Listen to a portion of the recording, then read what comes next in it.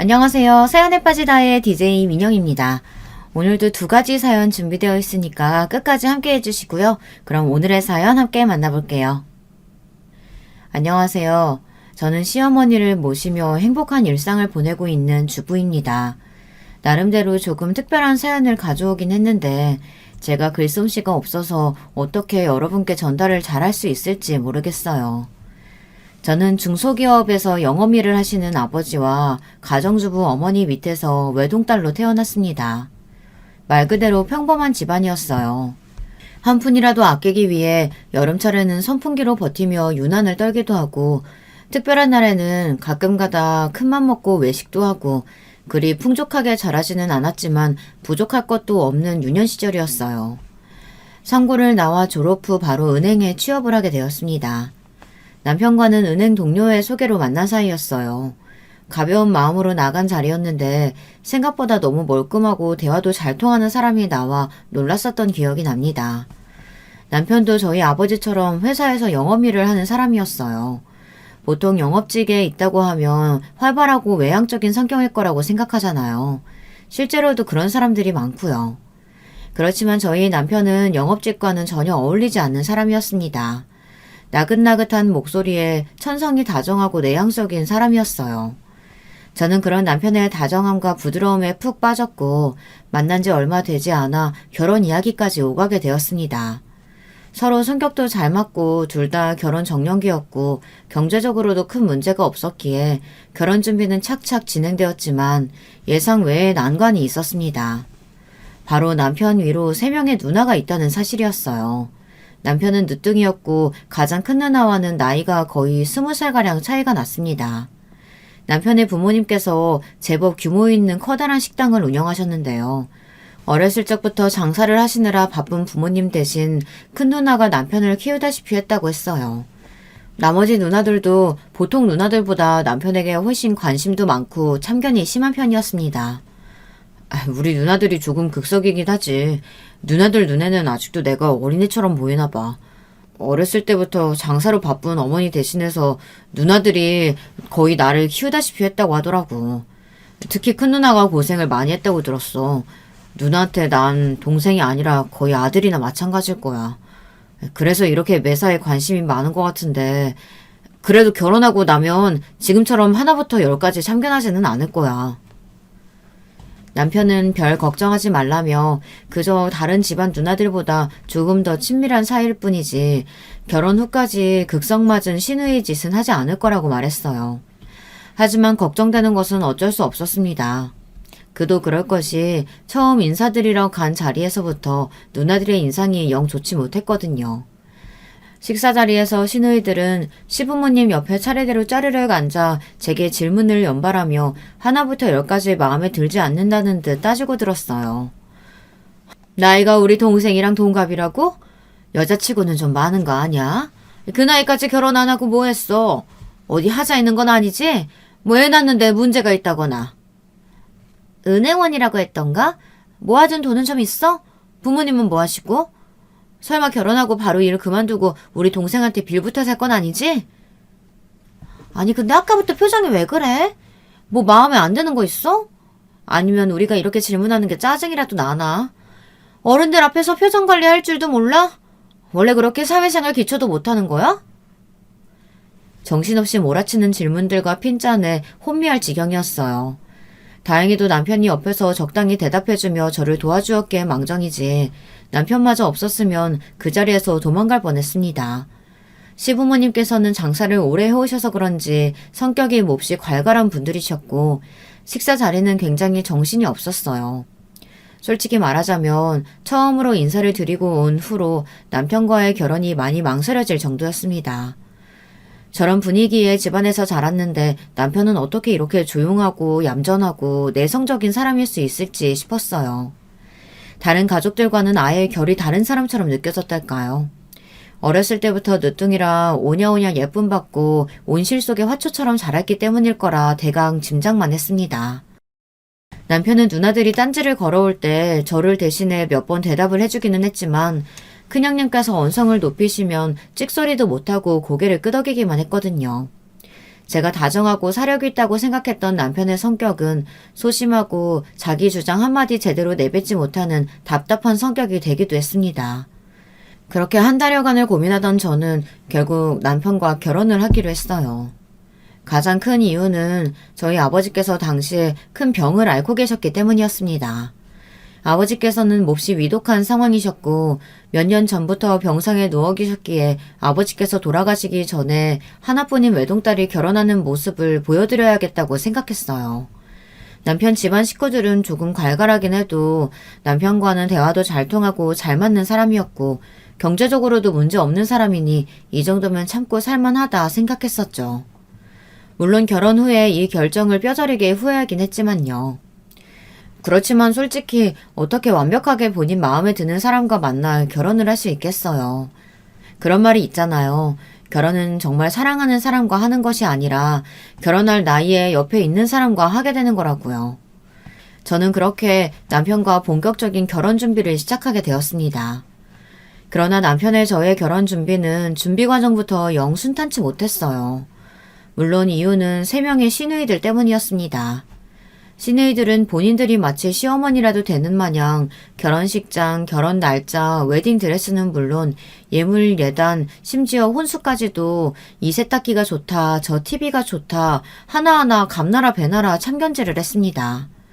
남편이 중간다리 역할이라도 제대로 해줬으면 참 좋으련만 위에서 얘기했듯이 시누이들 앞에만 서면 엄마 앞에 5살 먹은 어린애 마냥 구는 남편 때문에 머리가 아플 지경이었어요. 물론 어느 정도 예상은 했던 일이지만 매번 같은 일을 반복하려니 가슴이 참 답답하더라고요. 처음에 몇 번은 형님, 이런 건 저희들이 알아서 상의해서 결정할게요. 얘기를 드려보기도 했지만 원래 이런 건 어른들 말 듣는 거라며 남편 성격 생각하면 알아서 잘할 리가 없다고 본인들이 시키는 대로 하는 게 맞다 고집을 피우는 통에 말싸움 하기 싫어 그저 내내 대답하다 보니 남편과 결혼을 하는 건지 시누이들과 결혼을 하는 건지 구분이 되지 않을 수준이었습니다. 참다 못해 시부모님께 도움을 청해보기도 했지만 시어머니께서는 살림에 소홀했던 본인 때문에 시누이들이 남편을 아들같이 키워 조금 극성맞은 거라고 저보고 이해하라는 말씀만 반복하셨어요. 몇 번이고 결혼을 뒤엎을까 생각도 했지만 병상에 누워 계시는 아버지를 생각하며 참고 또 참았습니다. 그렇지 않아도 하나 있는 딸이 결혼이 늦어져 걱정이 많으셨던 분인데 겨우 성사되었던 결혼이 엎어지기라도 한다면 그 충격에 몸 상태가 더 악화되실까 걱정이 되었거든요. 큰형님과 작은형님께서도 참견이 몹시 심하셨지만 제게 가장 까다롭게 구셨던 건 막내 형님이었습니다. 일찍이 결혼하셔서 슬하에 자식을 두고 계시던 큰형님과 작은형님과는 다르게 남편과 7살 차이가 나는 막내 형님께선 미혼이셨거든요.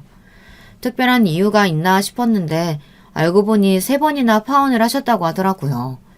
2번 다 남자 쪽에서 파혼하자고 했었고 이유는 막내 형님의 말도 안 되는 결혼 요구 조건 때문이었습니다. 막내 형님께서는 제가 첫 만남에서 처음 만나 뵙고 감탄했을 정도로 눈에 띄는 미인이셨는데요. 그런데 왜 지금껏 결혼을 못하셨을까 의아했었는데 세상 모든 일에는 다 이유가 있더라고요. 사람이 얼굴값을 한다고 막내 형님께서는 화장품이며 명품이며 버시는 돈의 대부분을 사치품을 구매하는 데 사용하셨고 결혼을 약속한 남자들에게 몇십억짜리 아파트며 값비싼 결혼 반지를 요구하셨다고 하더라고요. 그 조건에 도저히 맞출 수 없었던 남자들은 하나같이 도망갔고 결국 막내 형님께서는 마흔이 다 되어가는 나이까지 결혼을 하지 못하고 계셨던 거예요. 그러면서 본인은 결혼을 못한 것이 아니라 안 하는 것이라고 큰 소리를 떵떵 치셨는데요. 막상 결혼 이야기만 나오면 몹시 예민한 모습을 보이셨어요. 그런 상황에 남동생이 먼저 결혼을 하게 되었으니 막내 형님의 눈에 제가 얼마나 거슬리겠어요.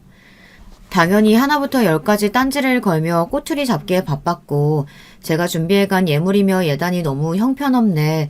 본인은 남자들에게 비싼 집이며 억소리 나는 반지를 요구했으면서 요즘 시대에 남자가 집을 다 준비하는 경우가 어디 있냐고 여자도 돈을 보태야 한다고 뻔뻔하게 굴었습니다.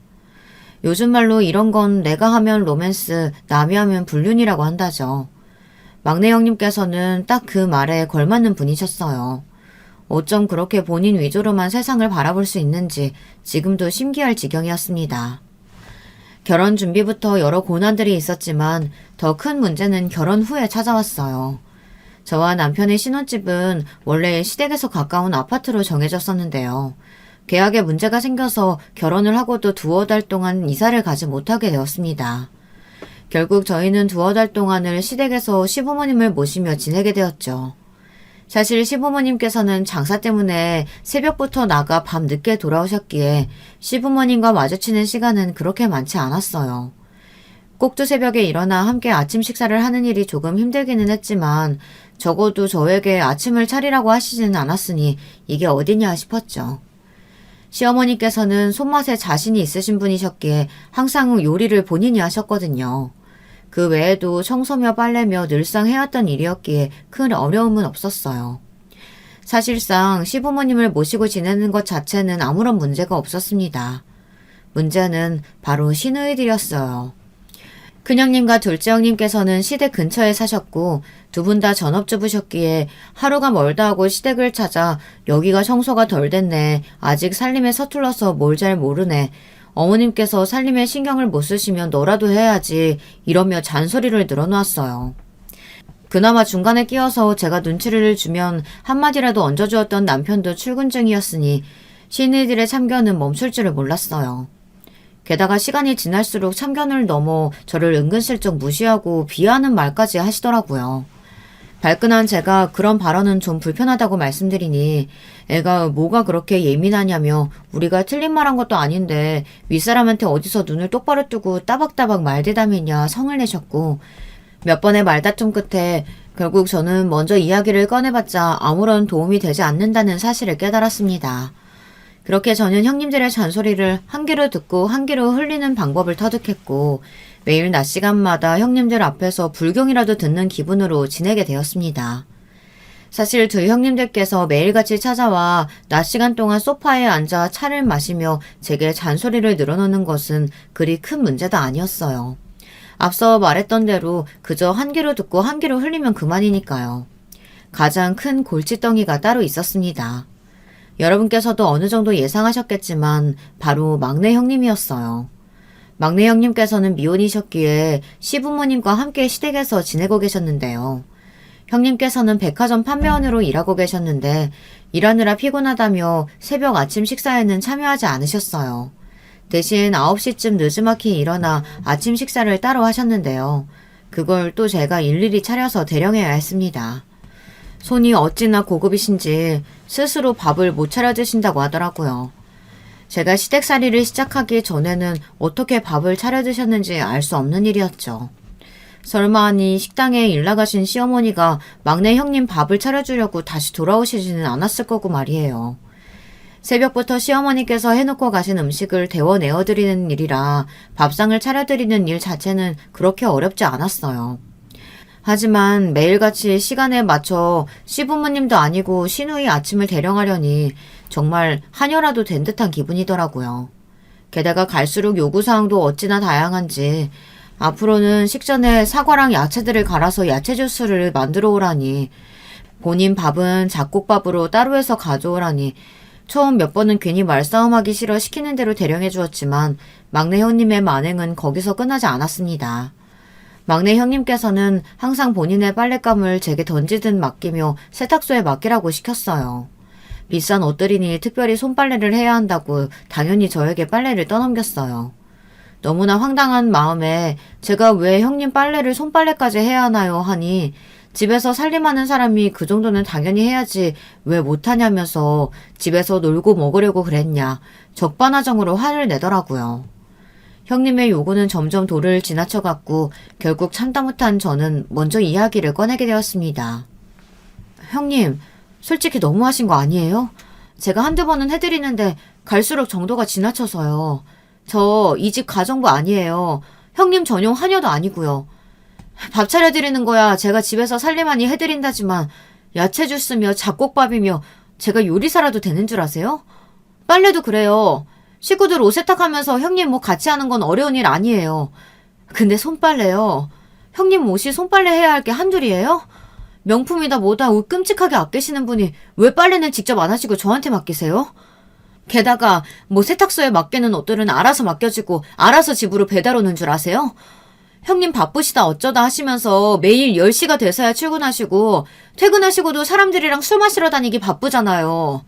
형님 빨래에서 술 냄새 장난 아니에요.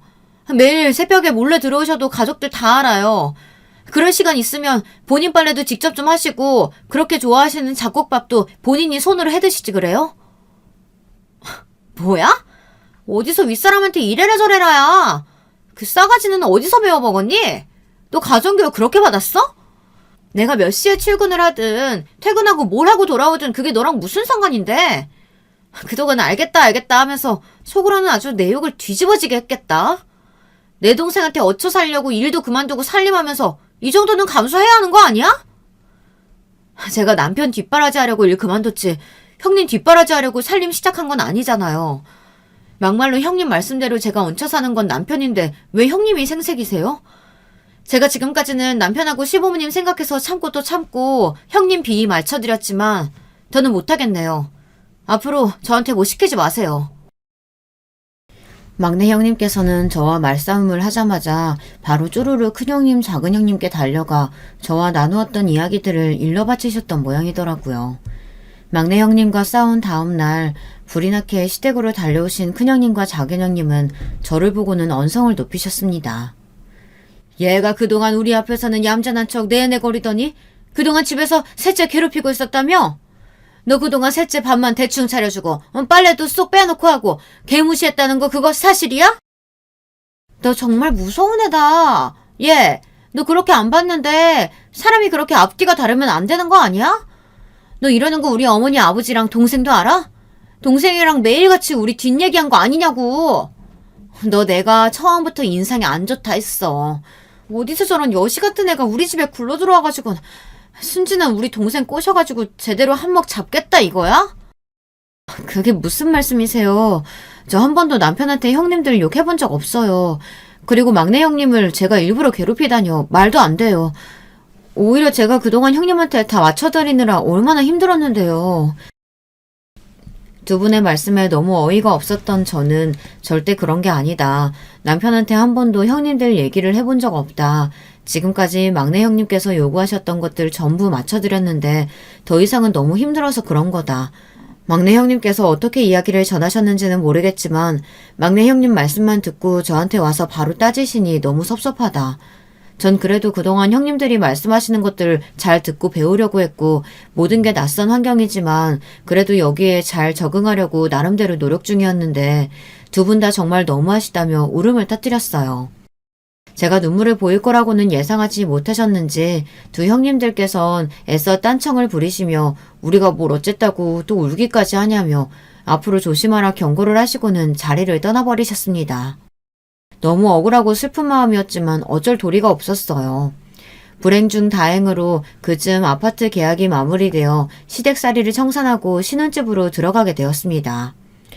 아파트로 이사를 한 후로는 시댁 식구들을 만날 일이 드물어 숨통이 조금이나마 트이는 기분이었어요. 그러나 얼마 지나지 않아 또 한 번 일이 터졌습니다. 적지 않은 연세로 매일 새벽같이 가게에 나가 일을 하시던 시아버지께서 갑작스레 심근경색으로 쓰러지신 겁니다. 시아버지께서 병원으로 급히 실려가셨지만 처치가 늦어 뇌에 심각한 손상이 생겼고 그렇게 뇌사에 빠지셨습니다. 하루아침에 시아버지가 병상에 누우시게 되자 시어머니께서는 큰 충격에 빠지셨어요. 가게 문까지 닫으시고 시아버지 곁에서 머물며 지극정성으로 간호를 하셨지만 결국 시아버지께서는 얼마 버티시지 못하고 돌아가시게 되었습니다. 비극은 거기서 끝이 아니었어요. 가족들 모두 시아버지께서는 아마도 다시 일어나지 못하고 돌아가실 거라고 예상하고 있었지만 시어머니께서는 그래도 신랄 같은 희망을 잡고 계셨던 모양입니다. 시아버지께서 돌아가신 후 시어머니께서는 충격으로 쓰러지셨고 한참이 지나 다시 눈을 뜨신 시어머니께서는 치매 증상을 보이시기 시작했습니다. 시어머니의 기억은 아주 옛날에 멈춰있는 듯 했어요. 본인께서 3명의 딸과 1명의 아들을 슬하에 두고 있다는 사실은 알고 계셨지만 그들이 나이를 먹을 대로 먹어 벌써 자식까지 있는 나이라는 사실을 인지하지 못하시더군요. 시어머니의 기억 속에 딸들과 아들은 아직도 어린아이였고 당연히 저와 남편은 물론이고 시누이들까지 알아보지 못하셨습니다. 시어머니께서는 시도 때도 없이 시아버지를 찾으셨고 그럴 때마다 가족들은 시아버지는 돌아가셨다고 설명해드렸지만 시어머니께서는 소리를 지르며 내 남편 어디 갔냐, 니네가 숨겨놨지 하시며 악을 바리바리 쓰셨습니다.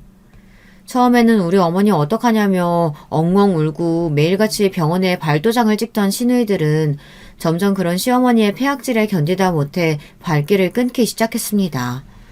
저는 매일같이 어머니의 곁을 지키며 간호했지만 어머니께서는 저를 전혀 알아보시지 못했어요.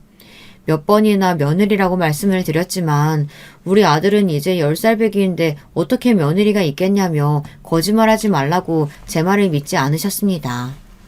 결국 저는 가족들은 모두 멀리 있고 시어머니께서는 몸이 아프셔서 병원에 입원해 계신 거라며 건강해지면 가족들을 다시 만날 수 있다고 설명드렸지만 시어머니께서는 본인은 멀쩡한데 왜 병원에 가둬놓냐며 그마저도 받아들이지 못하시고 매일 병원을 나가겠다 떼를 쓰셨습니다.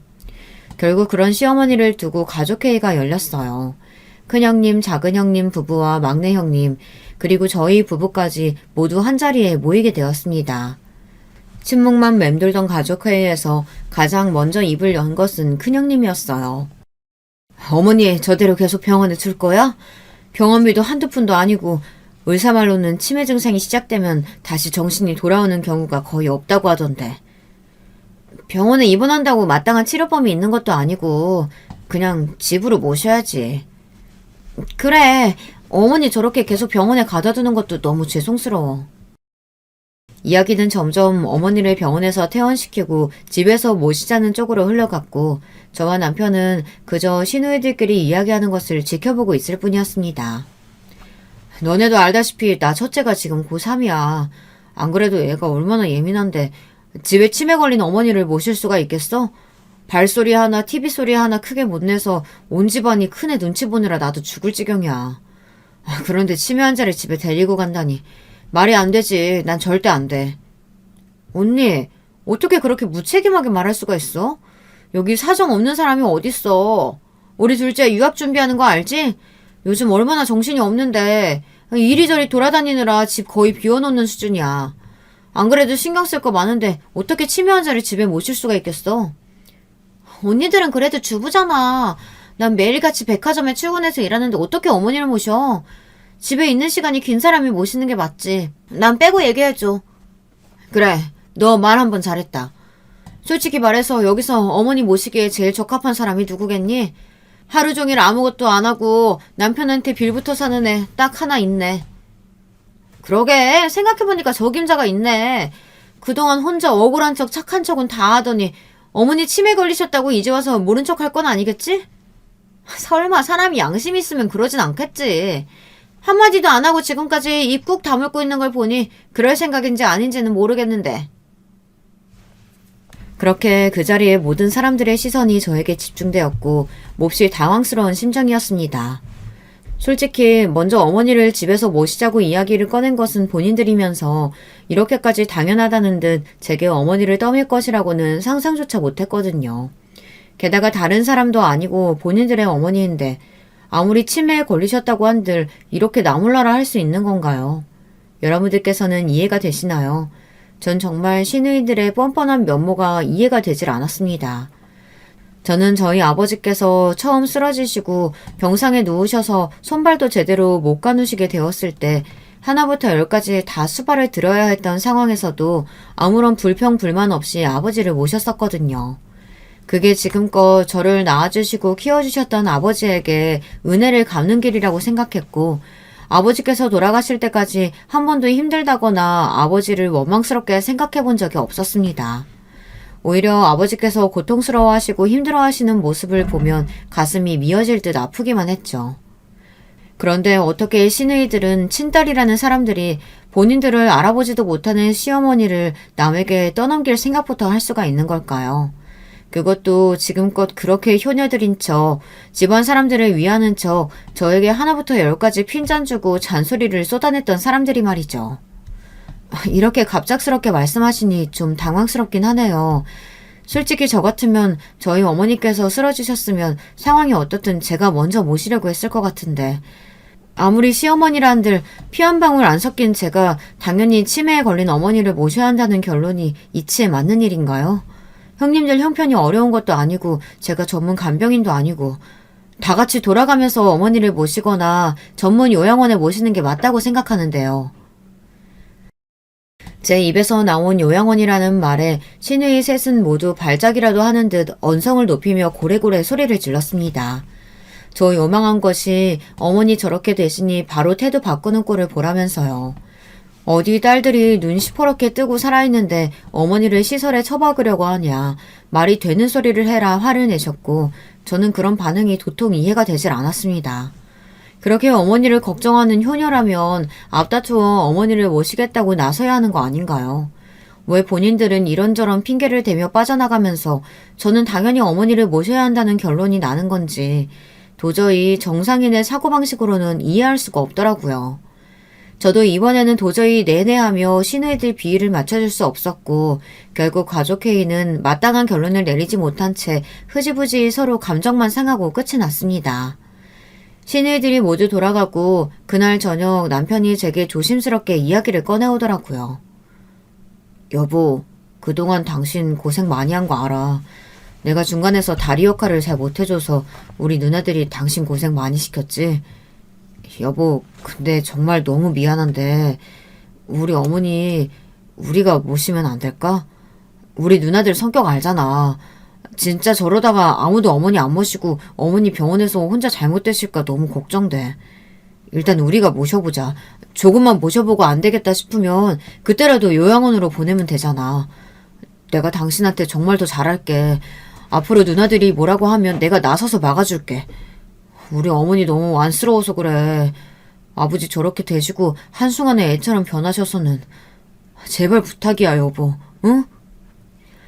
남편은 눈물까지 흘리며 제게 애원을 했고 그런 남편의 모습을 보니 마음이 조금 약해지긴 하더라고요. 물론 앞으로 시누이들의 참견이나 간섭을 막아주겠다느니 하는 말들은 전혀 믿음이 가지 않았지만 부부 사이라는 게 뭐겠어요.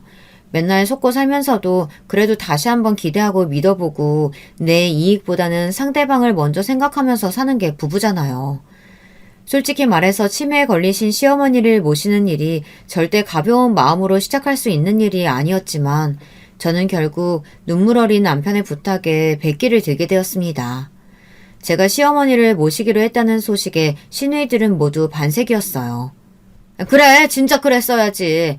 네가 드디어 정신을 차렸나 보구나. 그동안 우리 어머니가 너 얼마나 편하게 해줬니? 다 은혜 갚는 거라고 생각하고 잘 모셔. 혹여나 우리가 안 보는 곳이라고 어머니 함부로 대하기만 해. 매일같이 전화해서 확인해 볼 거니까 그렇게 알고. 우리 어머니 입맛 까다로운 거 알지? 반찬도 좀 신경 쓰고. 가게를 못 하셔서 적적하실 테니까 모시고 나들이 좀 나가고 그래. 어찌나 뻔뻔하게 제게 참견질을 해대는지 그 주둥이들을 콱 쥐어받고 싶은 심정이었습니다. 알아서 잘 모실 테니 연락하지 말라. 불만 있으신 형님들께서 어머님 데려가서 모셔라 하니 그건 또 싫었는지 입을 꾹 다물더라고요. 그렇게 저와 남편은 병원에 계시던 어머니를 저희 집으로 모셔왔고 어머니께서는 여전히 저와 남편을 알아보시지 못하셨지만 잠시만 저희 집에 계시면 가족들이 곧 데리러 올 거라는 제 말에 미심쩍어 하면서도 얌전히 저희를 따라오시더라고요. 어머니께서 워낙 괄괄하시고 기골이 장대한 여장부셨던 터라 힘이 굉장히 세고 말투도 험하신 분이셨어요.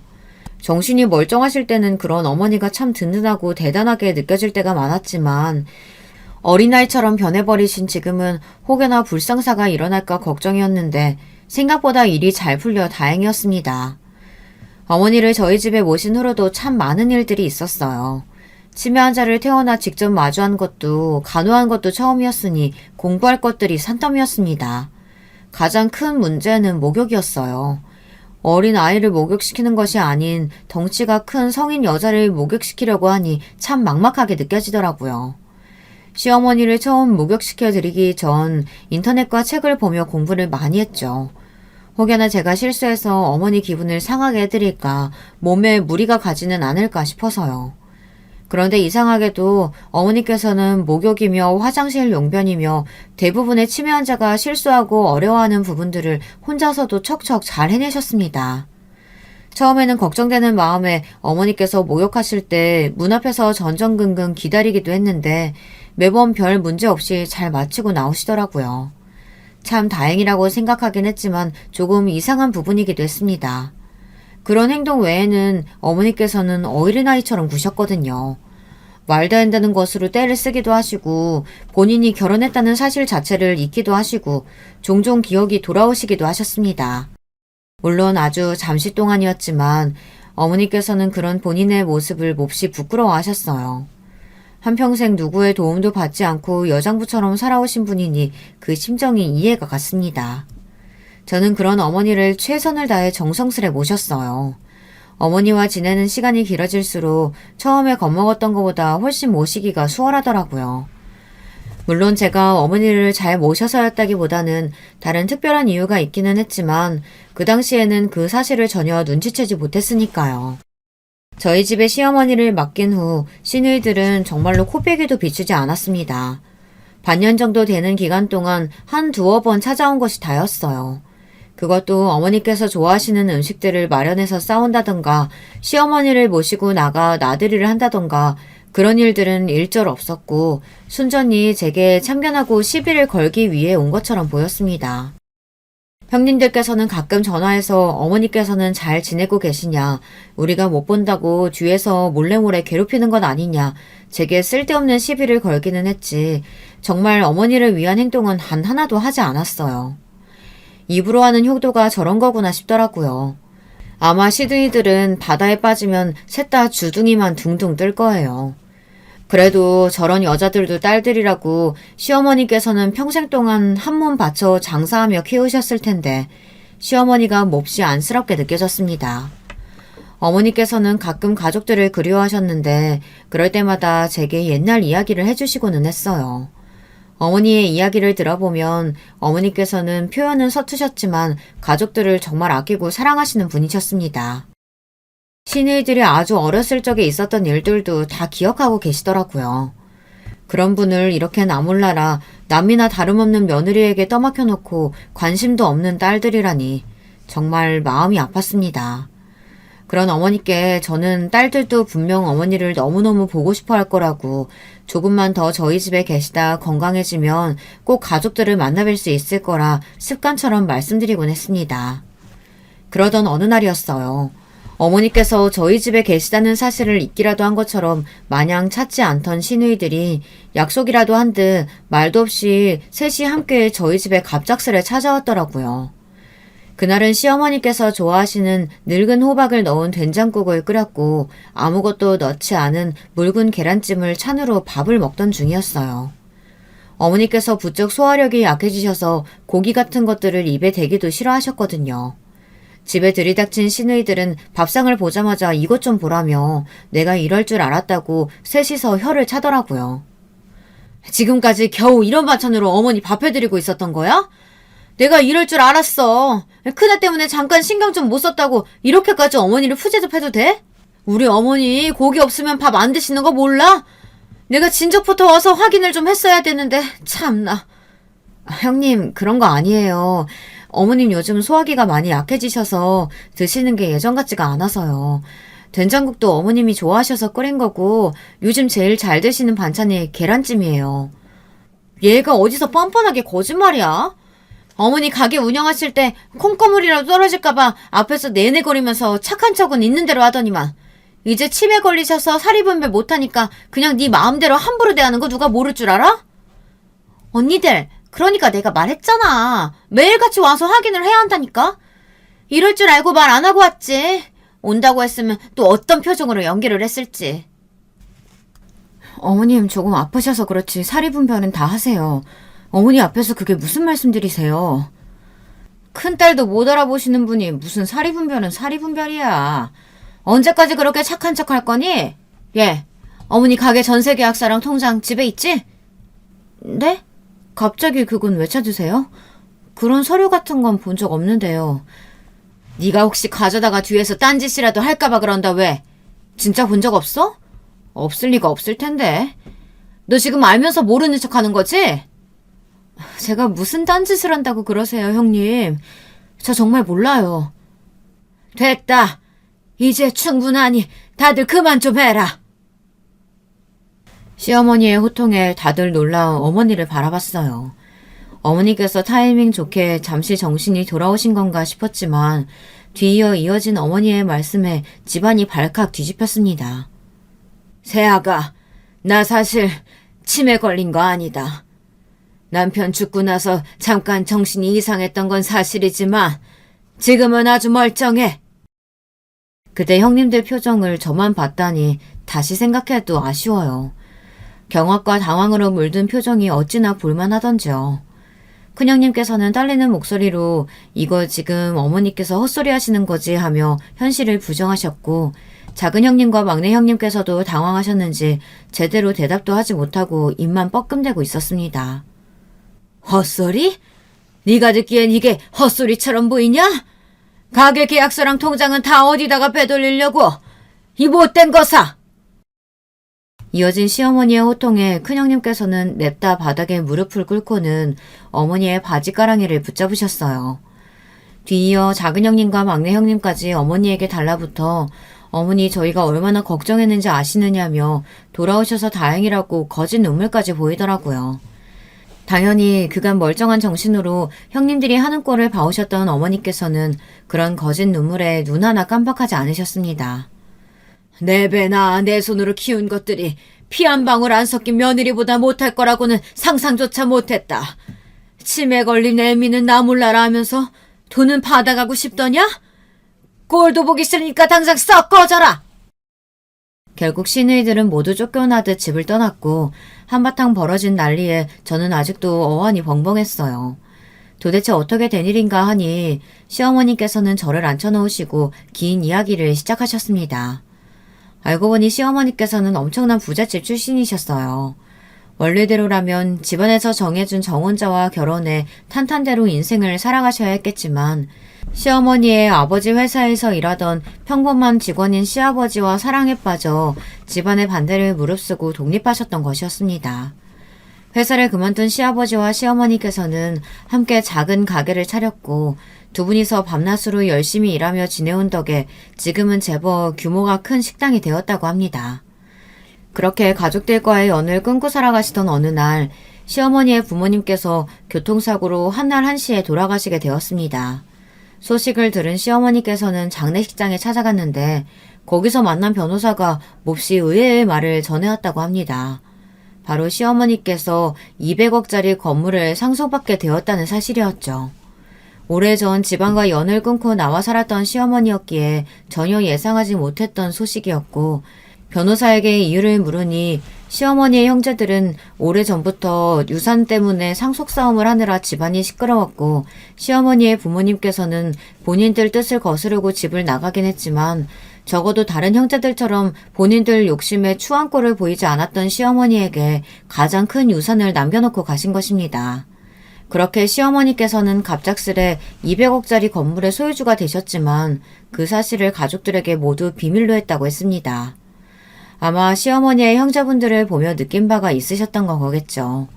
유산이 많아봤자 형제 자매들끼리 사이만 나빠질 뿐이라고 생각하셨던 것 같습니다. 그렇게 본인에게 건물이 있다는 사실을 숨기고 오랜 세월 살아오시다가 시아버지께서 갑자기 쓰러지시고 나서 본인도 언제 어떻게 쓰러질지 모른다는 위기감이 드셨다고 합니다. 시어머니께서는 슬슬 건물에 대한 이야기를 자식들에게 꺼내야겠다고 생각을 하셨고 그 이야기를 하기 위해 자식들 모두 시아버지께서 입원해 계시던 병원으로 불렀습니다.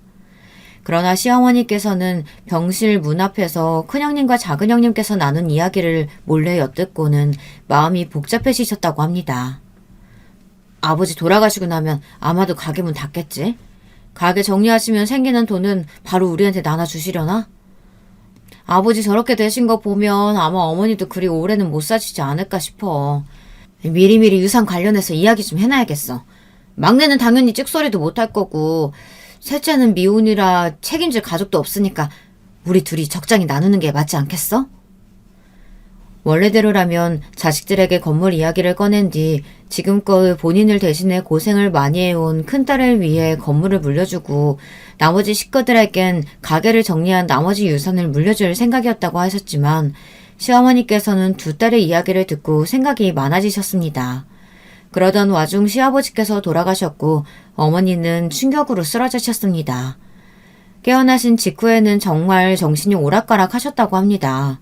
그러나 시간이 지날수록 다시 머리가 맑아지기 시작했고 이내 완전히 정상으로 돌아왔다고 합니다. 시어머니께서는 치매가 아니라 충격으로 잠시 머리에 문제가 생기셨던 것이었죠. 정신은 완전히 멀쩡해지셨지만 시어머니께서는 병원의 발길이 뚝 끊긴 시누이들을 보며 한동안 계속 치매인 척을 해야겠다고 생각하셨다고 합니다. 이 정도까지 내 자식들이 엉망일 거라고는 생각도 못했다. 내가 자식을 잘못 키웠나 싶기도 하고 점점 병원에 찾아오지 않는 딸들을 보고 너무나 실망스러웠어. 이대로 딸들에게 유산을 물려주면 안 되겠다 생각이 들었고 그 뒤로도 계속 치매에 걸린 척 연기를 해왔던 거야. 시어머니께서는 설마하니 본인을 요양원 같은 곳에 보내지는 않을 거라고 생각하셨고 적어도 자매들이 번갈아가며 본인을 돌볼 거라고 예상하셨다고 합니다. 그러나 예상과는 달리 시어머니를 모시기로 한 것은 저와 남편이었고 상황을 전부 파악하지는 못하셨지만 보나마나 딸들이 본인을 제게 떠넘겼다는 사실만은 분명하게 알 수 있었다고 하셨습니다.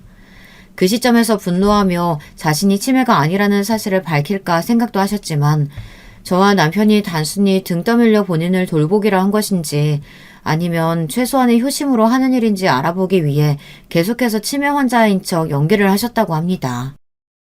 솔직히 좀 놀랐다. 네가 나를 이렇게까지 정성스럽게 돌볼 거라곤 생각하지도 못했거든. 피가 섞인 자식들도 나 몰라라 하는데 피 한 방울 안 섞인 며느리가 남들 보는 눈도 없는 곳에서 말 한마디 함부로 하지 않고 매사에 신경 써주는 모습이 연기는 아닌 것 같더구나. 처음엔 널 시험하기 위해 시작한 일이었지만 시간이 지날수록 너와 함께 보내는 날들이 참 편안하고 좋았어. 그래서 생각보다 더 시간을 오래 보냈던 거야. 그런데 딸들이라고는 어미가 정신이 흐리니 어떻게든 돈 빼낼 궁리만 하고 있고 아무리 생각해도 저 괘씸한 것들한테 유산을 물려준다는 건 말이 안 되는 것 같아.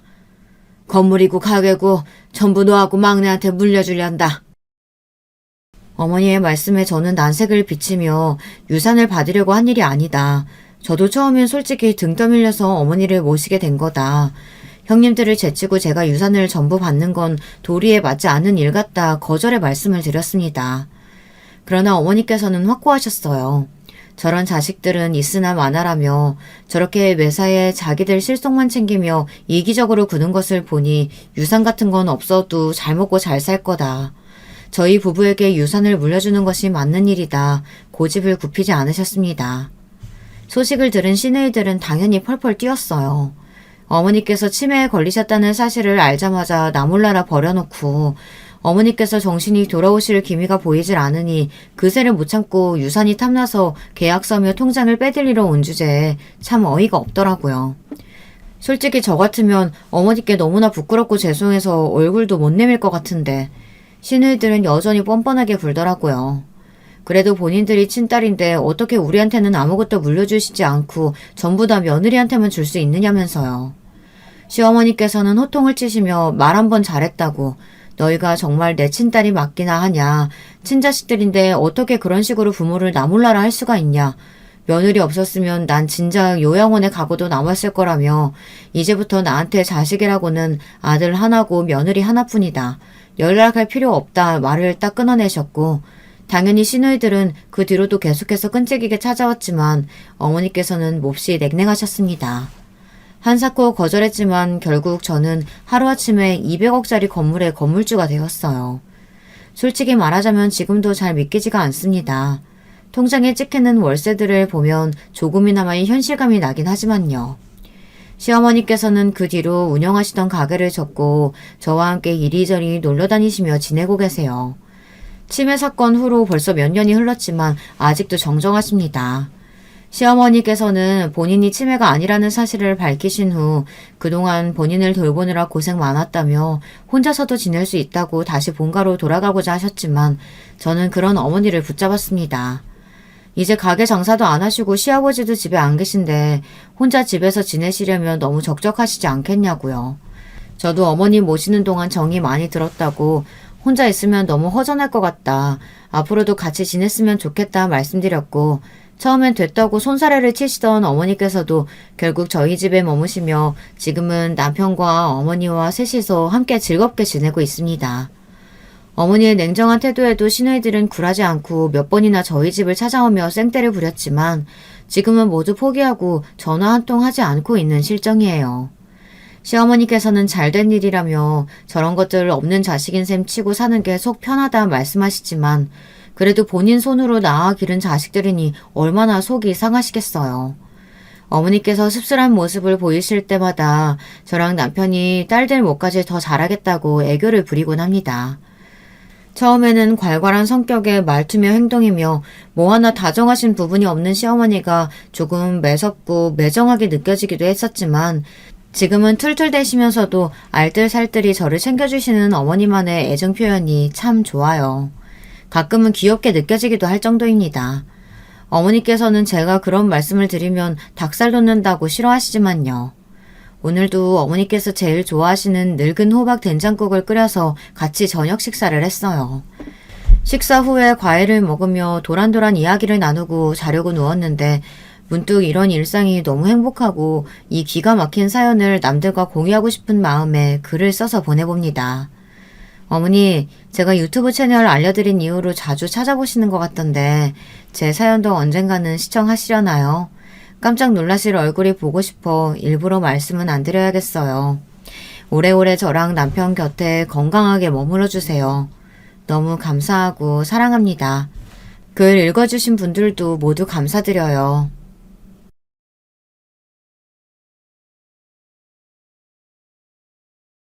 여러분, 두 번째 사연 시작하기 전에 좋아요, 구독 꼭 눌러주실 거죠? 그럼 두 번째 사연 바로 시작합니다. 물에 빠진 놈 구해줬더니 보따리 내놓으라고 한다 라고 하는 유명한 속담 다들 아시죠? 살면서 이런 사람 안 만나보신 분은 아마 없을 텐데요. 그런데 그 물에 빠진 놈이 보따리가 아니라 아주 집, 차, 집안 재산 다 내놓으라고 한다면 기분이 어떠실 것 같나요? 네, 제가 오늘 들려드릴 사연은 그 물에 빠진 놈 구해주려다 오히려 제가 된통 당할 뻔한 얘기입니다. 그 주인공 누구인지는 듣다 보면 등장하니까 끝까지 한번 잘 들어주세요. 저는 올해 결혼한 지 10년 차 되는 주부입니다. 남편이랑은 친구의 소개로 만나서 1년간 잘 연애하다가 무사히 결혼에 꼴이 냈고 현재 8살, 5살 아이들을 키우고 있습니다. 저는 홀어머니 밑에서 어렵게 자랐습니다. 아버지는 병으로 일찍 돌아가셨고 엄마는 그렇게 남겨진 저와 남동생들을 어떻게든 먹여 살려보겠다고 조그만 분식집을 운영하시면서 밤낮으로 고생을 하며 사셨어요. 저는 장녀로서 엄마가 얼마나 고생을 하시면서 사는지 잘 알았기에 남동생들을 잘 돌보면서 열심히 공부에만 매진하는 학창시절을 보냈습니다. 그렇게 열심히 공부한 덕에 괜찮은 대학에 들어가게 되고 무사히 졸업도 하면서 바로 취직을 하게 되어 비교적 사회에서 자리를 일찍 잡았습니다. 그렇게 일찍 사회적으로 안정을 찾은 덕에 좋은 남편감도 소개를 받아 지금의 소중한 가정을 이룰 수 있었습니다. 남편은 다정하고 성실한 요 근래에 보기 드문 좋은 사람이었어요. 아주 화목한 가정에서 자란 전형적인 된 사람이었죠. 남편 가족의 화목함을 하나 더 얘기하자면 남편에게는 우애가 둘째가라면 서러울 5살 터울의 남동생이 있어요. 어찌나 사이가 좋은지 주변에서도 다들 부러워하죠. 남편은 늘 입버릇처럼 얘기하곤 했어요. 우리 부모님 돌아가시고 나면 진욱이가 의지할 사람은 나뿐이야. 무슨 일이 있어도 내 동생은 내가 지킬 거야. 무슨 영화 태극기 휘날림의 한 장면 같다고요? 물론 두 형제가 그 정도까지의 어려운 상황 속에서 자란 것은 아니었지만 사실 도련님이 취직하고 자리를 잡는 데까지 오랫동안 고생을 많이 했거든요. 마치 저 태극기 휘달리며의 대사와 같은 말도 도련님이 행여 자리를 잡지 못하더라도 친형인 자신이 끝까지 도와주고 보살필 거라는 각오의 말이었죠. 도련님은 대학을 졸업하고 유난히 취업 문턱에서 고배를 많이 마셨어요. 그 과정에서 서울에서 알바하면서 취업을 준비하기 위해 잠시 저희 집에서 살면서 신세를 진 적도 있었고요. 대학 시절부터 오랫동안 사귀어온 도련님의 여자친구도 뒤에서 여러모로 물적, 심적 지원을 해줬죠. 그렇게 저희 부부와 여자친구의 적극적인 지원 아래에서 포기하지 않고 계속 도전한 끝에 도련님은 오랫동안 목표로 해오던 기업에 입사를 하게 됐고 남편은 동생의 취업 성공에 누구보다도 기뻐했습니다. 그 과정을 바로 옆에서 지켜봐온 저도 더할 나위 없이 함께 기뻤죠. 머지않아 가족이 될 도련님의 여자친구도 역시 누구보다 기뻐했을 것은 더 말할 것도 없겠죠. 도련님은 처음 해보는 사회생활이 낯설어 입사 초반에는 고생을 많이 했지만 오랫동안 조강지처와 다름없는 역할을 해준 여자친구와의 본격적인 결혼 준비에 연연하느라 회사 생활이 힘든 줄도 몰랐다고 해요. 얼른 결혼해서 사랑하는 아내와 좋은 가정을 이루는 게 오랫동안 기다려준 여자친구와 부모님, 형과 형수에게 보답하는 길이라면서요. 도련님의 여자친구 유진 씨는 저와 남편도 몇 번 같이 본 적이 있는데 정말 참하고 괜찮은 사람이었어요. 손윗동서인 제가 우리 집안의 가족으로 맞이하면 더할 나위 없겠다고 생각할 정도였으니까요. 동서지간에 서로가 서로를 정말 괜찮은 사람이다라고 생각할 수 있다는 것은 정말 적은 확률로 일어날 수 있는 일인 거 모두 잘 아시죠? 그런데 저와 유진 씨는 그게 가능했어요. 그만큼 유진 씨가 좋은 사람이었기 때문이에요. 사실 이미 10여 년간 도련님의 곁을 지키면서 끊임없이 역경을 함께한 모습에서 그게 증명이 된 거였죠. 그렇게 도련님이 회사 생활한 지 2년 차쯤 되었을까요? 드디어 도련님이 결혼을 하게 된다고 가족들에게 발표를 하고 새색시를 소개하겠다고 하며 시부모님과 남편과 제가 함께하는 식사 자리를 마련했습니다. 저는 그때까지만 해도 조금 의아했어요. 이미 가족과 다름없었던 도련님의 여자친구 유진 씨를 굳이 뭘 소개까지 하고 인사를 시키나 하는 생각이 들었거든요. 그만큼 도련님과 유진 씨의 결혼은 이미 예정되어 있는 거나 마찬가지였기 때문이에요. 그러나 저는 이때까지만 해도 앞으로 벌어질 엄청난 일은 아예 상상도 하지 못했어요. 그렇게 도련님의 새색시를 저희에게 인사시키던 날 문을 열고 들어온 새색시의 등장에 저희는 모두 깜짝 놀랄 수밖에 없었습니다. 유진 씨는 온데간데 없고 웬 처음 보는 아가씨가 들어오면서 도련님의 신부 될 사람이라고 인사를 하는데요. 저와 남편은 말없이 서로를 번갈아 보며 당황한 기색을 감출 수 없었습니다. 그저 이게 뭐지? 깜짝 이벤트인가? 몰래카메라인가? 하는 생각만 들 뿐이었습니다. 안녕하세요. 진욱 오빠랑 결혼 약속한 정수민이에요. 이제서야 처음 인사드리게 되어 죄송합니다. 진작에 인사드렸어야 했는데 오빠도 저도 갑작스레 이런저런 일들이 생겨 정리하느라 예상했던 것보다 결혼 계획이 조금 지연됐지 뭐예요. 앞으로 잘 부탁드립니다. 당연히 유진 씨가 있었어야 할 자리에 처음 보는 다른 예비 신부가 등장하고서부터는 도무지 그 식사 자리가 어떻게 흘러갔는지 기억도 나지 않아요. 우리 가족 중 그 누구도 예상하지 못했던 일이었으니까요. 그러나 그런 저희의 어색한 분위기가 너무도 무색할 정도로 도련님의 새로운 예비 신부는 아주 싹싹하게 분위기에 잘 녹아들었습니다. 남편은 도련님을 방구석 한쪽으로 조용히 데려가서 물었습니다. 야, 너 어떻게 된 거야? 유진 씨는 어디 가고 생전 처음 보는 아가씨가 네 예비 신부래? 그렇게 됐어, 형. 유진이 좋은 여자니까 나 아니어도 좋은 사람 만나서 잘 살 거야. 나도 이제 유진이 다 잊고 수민이랑 새로운 인생 시작할래. 야, 아무리 그래도 그렇지 형한테 한마디 말도 없이 이렇게 놀래키기야? 미안해, 형. 상황이 그렇게 됐어. 그 상황이라 함은 이렇습니다. 오랫동안 도련님의 곁을 지켜온 유진 씨와는 도련님의 입사 이후 사이가 급격히 소원해졌대요. 경무에 시달리는 신입사원이었던 도련님은 계속해서 바쁜 회사 스케줄을 이유로 유진 씨와 점점 만나는 일이 드물어졌고 결국에는 그 권태기를 극복하지 못한 채 헤어지게 됐답니다. 여러분도 주변에서 오랫동안 잘 만나오던 커플이 예상외로 쉽게 헤어지는 경우 많이 보시죠? 그리고 신기하게도 그렇게 오랫동안 만나던 커플이 헤어지면 결혼을 무지하게 빨리 서두르는 것도요. 그게 바로 도련님의 케이스였습니다. 유진 씨와 헤어지기가 무섭게 새로운 사람이랑 결혼을 결정했으니까요. 그리고 그렇게 된 데에는 또 다른 결정적 이유가 있었습니다. 같은 회사에 근무하던 지금의 동서는 도련님이 여자친구가 없는 걸 알고 적극적으로 먼저 대시를 해왔대요. 도련님은 오랜 연애 상대와의 이별의 여파로 당분간 누구와도 만나고 싶지 않다고 했지만 허한 마음을 달랠 길이 없던 와중에 적극적으로 자신에게 다가오는 동서가 싫지만은 않았대요. 뭐 여기까지는 크게 문제가 없어 보이는 일반적인 얘기예요. 하지만 늘 그놈의 술이 문제죠. 어느 큰 프로젝트가 끝난 날 부서 회식 자리를 마치고 도련님은 지금의 동서와 사고를 치고 말았습니다. 진욱 씨, 우리 둘이 한 잔 더 할래요? 오늘 생각보다 회식도 일찍 끝났는데. 아, 우리 아직 단둘이 술자리 하기엔 조금 이르지 않나요? 다음에 더 친해지면 그때 한 잔해요, 수민 씨.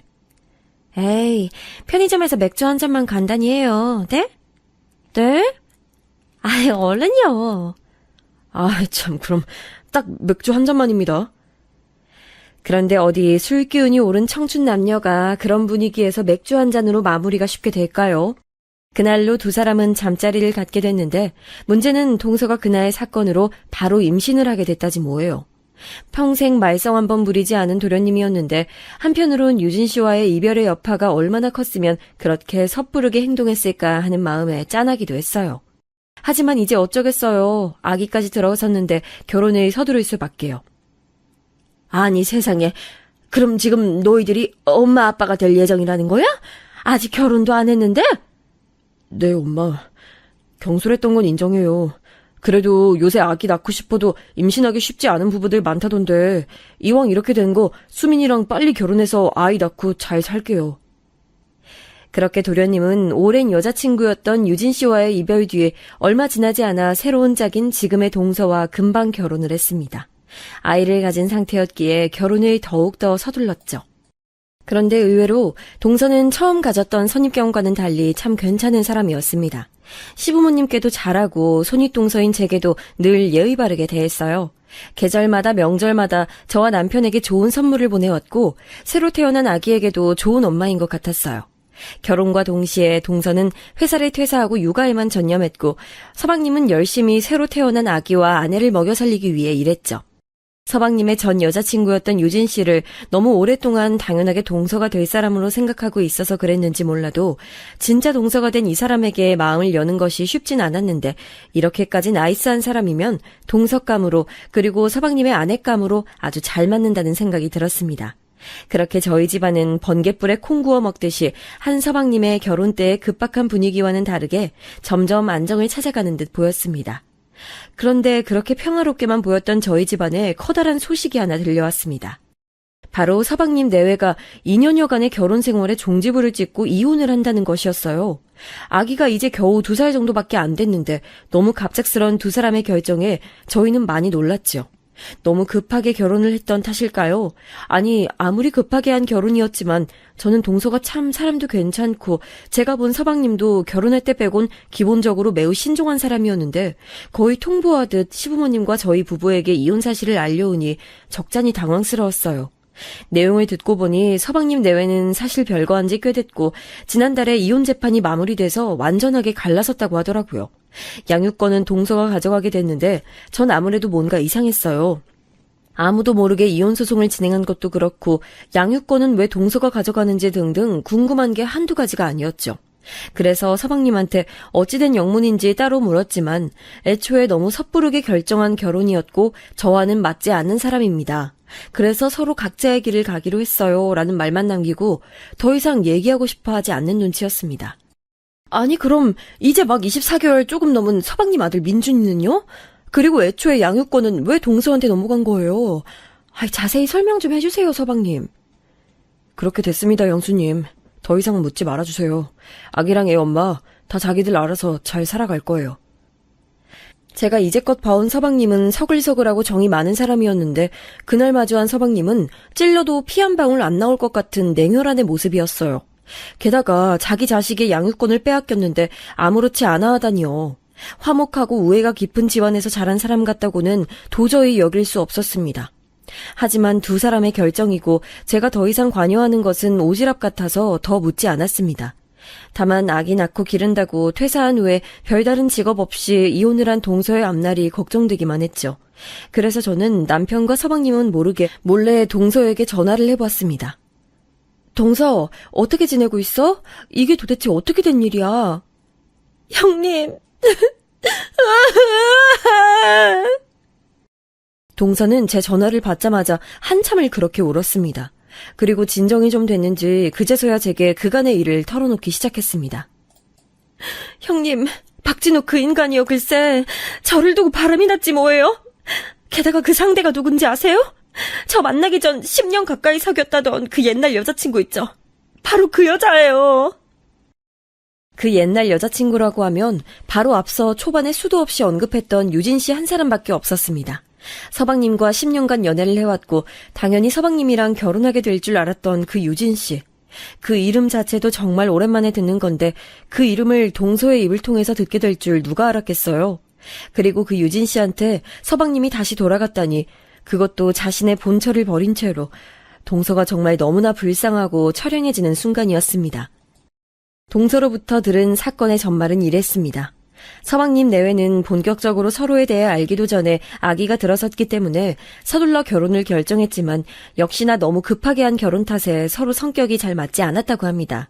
사소한 것부터 다투기 시작했고 동서의 배는 더더욱 불러오는데 서방님은 오히려 갈수록 소홀해지는 느낌이었대요.